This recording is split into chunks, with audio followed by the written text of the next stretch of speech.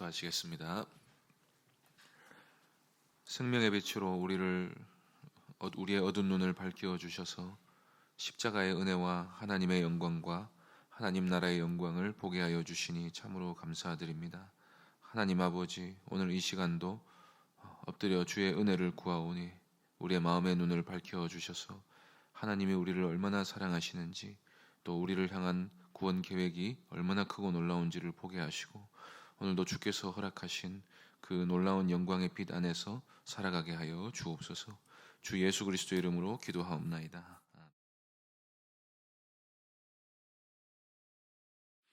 찬송가 366장 함께 찬송하겠습니다.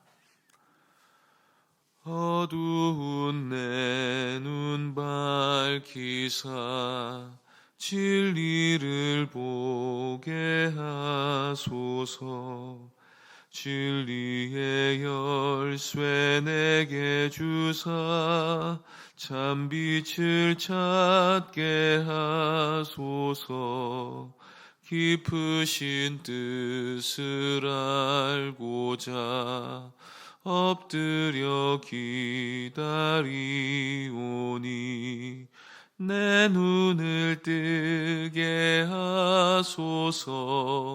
성령이여 막혀진 내 귀 여시사 주님의 귀한 음성을 이 귀로 밝히 들을 때에 내 기쁨 한량 없겠네. 깊으신 뜻을 알고자 엎드려 기다리오니 내 눈을 뜨게 하소서. 성령이여 봉해진 내 입 여시사 복음을 널리 전하고 차가운 내 맘 녹여주사 사랑을 하게 하소서. 깊으신 뜻을 알고자 엎드려 기다리오니 내 입을 열어주소서. 성령이여. 하나님 말씀은 요한복음 9장 1절부터 7절까지입니다. 요한복음 9장 1절부터 7절까지 말씀입니다.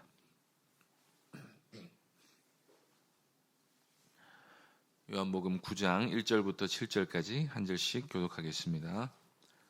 예수께서 길을 가실 때에 날 때부터 맹인된 사람을 보신지라.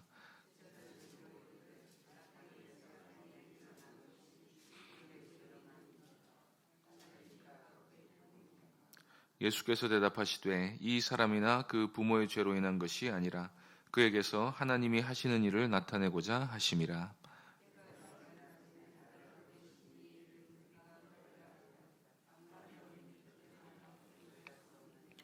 내가 세상에 있는 동안에는 세상의 빛이로라.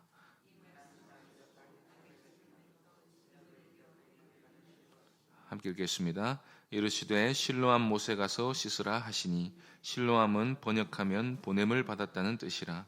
이에 가서 씻고 밝은 눈으로 왔더라. 아멘.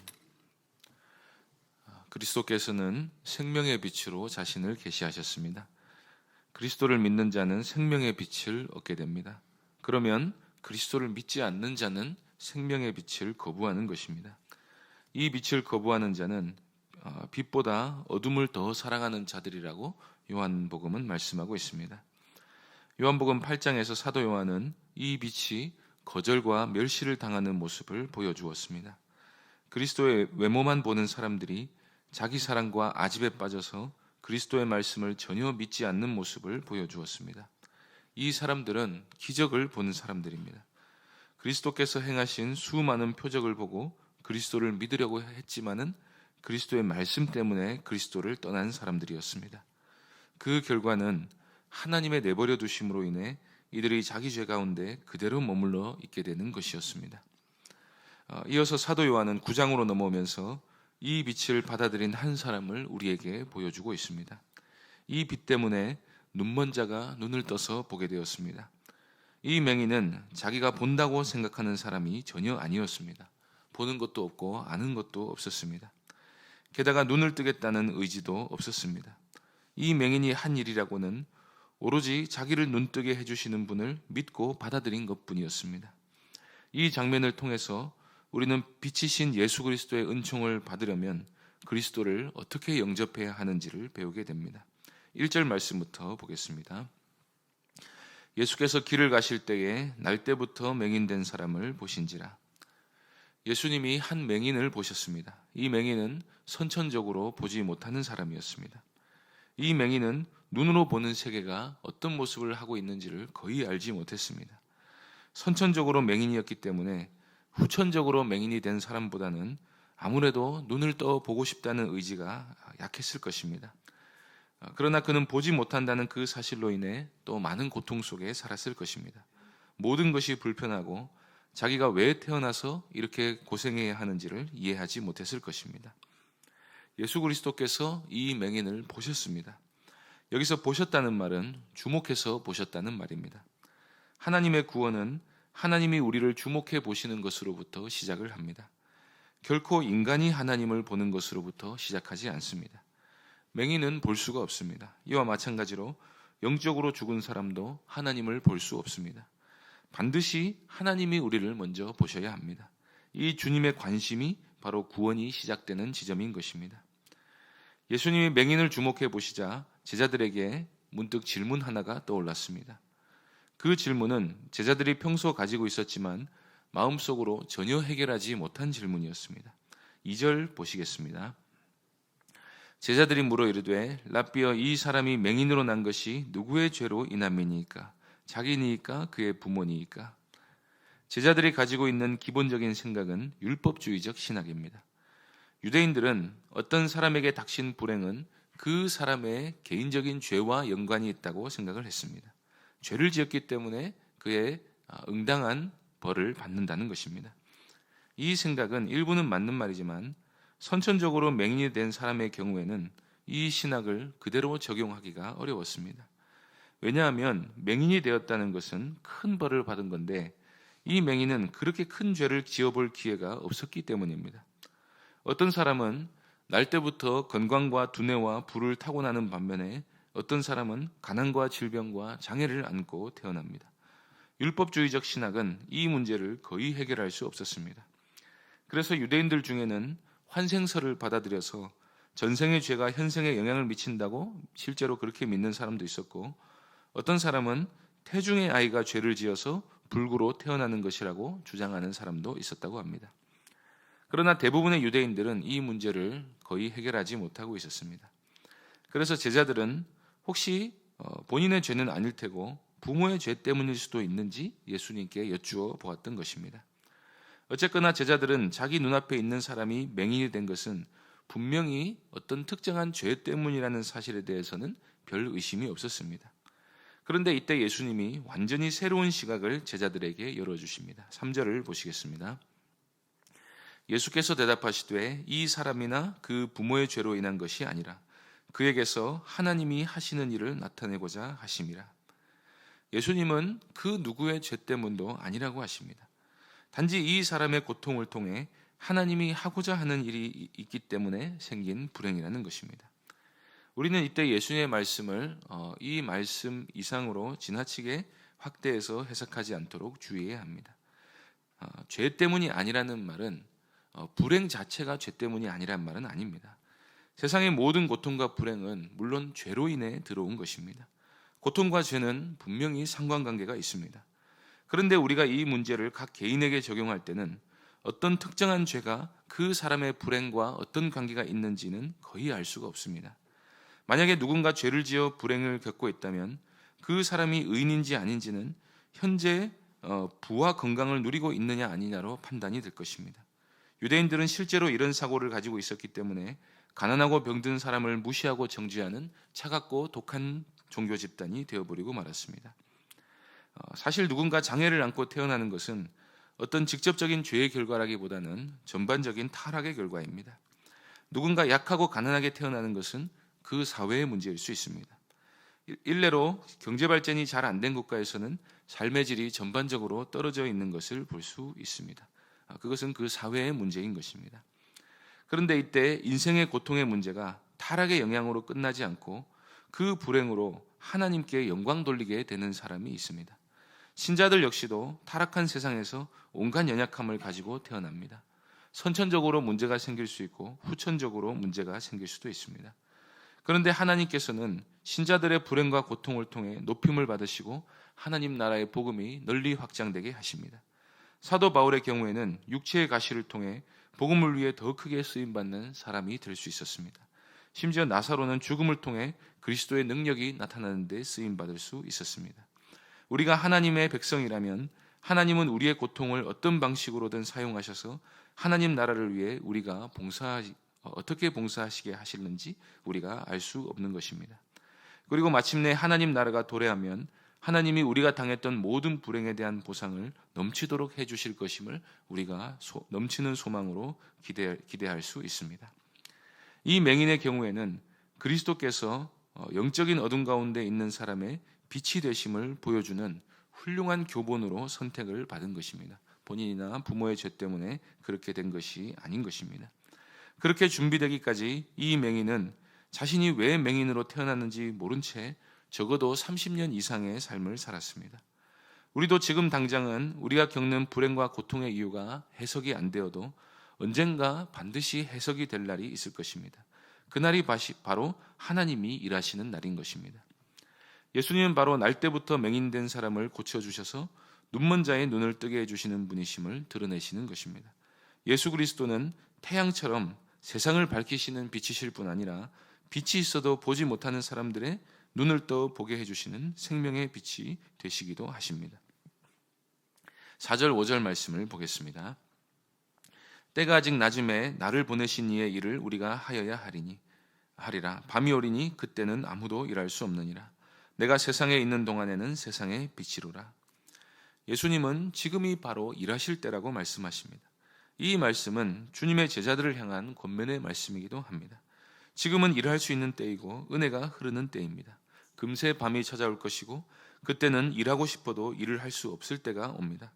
주님은 자신에게 찾아온 이 순간을 결코 헛되이 보내지 않으십니다. 맹인을 고치시는 놀라운 기적을 통해서 그리스도께서 세상의 빛이심을 드러내 보여주시는 것입니다. 그러면 예수님은 이 맹인을 어떻게 고쳐주셨습니까? 6절 7절 말씀 보겠습니다. 이 말씀을 하시고 땅에 침을 뱉어 진흙을 이겨 그의 눈에 바르시고 이르시되 실로암 못에 가서 씻으라 하시니 실로암은 번역하면 보냄을 받았다는 뜻이라. 이에 가서 씻고 밝은 눈으로 왔더라. 예수님은 말씀만으로도 맹인을 고칠 수 있었습니다. 그런데 예수님은 굳이 2단계에 걸쳐서 다소 무의미하고 번거로운 방법으로 맹인의 눈을 뜨게 만드십니다. 우리는 이 구절 안에서 그 이유에 대해서 여러 가지 뜻을 찾아낼 수 있습니다. 우리는 이 맹인이 영적인 어둠 가운데 있는 사람들의 영적인 눈을 뜨게 해주시는 분이 그리스도이심을 가르쳐 주는데 이 맹인이 쓰임받고 있는 중이라는 사실을 기억해야 합니다. 8장과 대비해서 보면 이 맹인이 고침을 받을 수 있었던 이유는 예수님의 뜻에 무조건적으로 순종했기 때문입니다. 이유도 의미도 알 수 없었지만 맹인은 그렇게 하면 눈을 뜨게 해주신다는 예수님의 말씀을 그대로 믿고 시킨 대로 했더니 눈을 뜨게 되었습니다. 이것은 맹인의 눈을 뜨게 하는 방법의 문제가 아니라 예수 그리스도를 신뢰해야 하는 문제임을 드러내는 것입니다. 그렇다면 왜 굳이 눈에다가 진흙을 바르셨겠습니까? 눈에 진흙을 바르면 눈이 성한 사람도 앞이 보이지 않게 됩니다. 맹인이라고 해도 빛의 유무는 구별할 수 있는 상태에 있는 사람도 있습니다. 만일 우리가 영적인 어둠 가운데 있으면서도 스스로 어느 정도 우리가 하나님도 알고 진리도 알고 있다고 조금이라도 믿고 그런 자신의 영적인 능력을 신뢰한다면 그는 그리스도를 전적으로 신뢰하거나 필요로 하지 않을 것입니다. 예수님은 우리가 그리스도를 받아들이도록 하기 위해 이미 어두운 우리 영혼의 상태를 더욱 어둡게 만들어 버리십니다. 우리가 지옥에 가야 하는 철저한 죄인임을 깨닫게 해주시는 것입니다. 그리고 죄와 사망 가운데서 자기 스스로를 절대로 구원할 수 없는 자임을 깨닫게 해주셔서 우리를 구원할 분만을 온전히 바라게 해주시는 것입니다. 그러면 실로암 못에 가서 씻게 하신 이유는 무엇입니까? 요한은 실로암 못이 보냄을 받았다는 뜻이라는 사실을 알려줍니다.